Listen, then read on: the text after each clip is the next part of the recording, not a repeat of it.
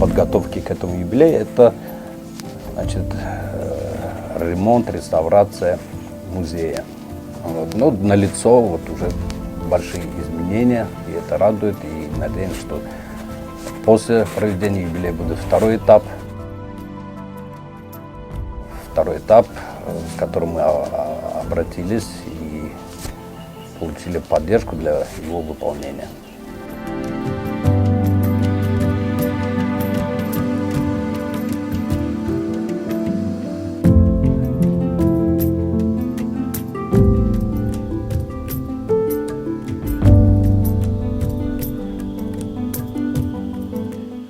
اصلی وطنی استاد صدرالدین عینی بخارا هست، دهه سکتری.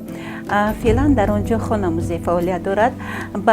بعد سالهای 1920 بعد انقلاب اکتبر استاد عینی وطن دوم خود شهر بستانی سمرقند را اختیار کردند و زیاده از 31 سال در سمرقند عمر خود را سپری کردگی هستند. اثرخانه ادبی استاد صدرالدین عینی به مناسبت 100مین سالگرد استاد سال 1978 در خود را برای بینندگان باز نموده است.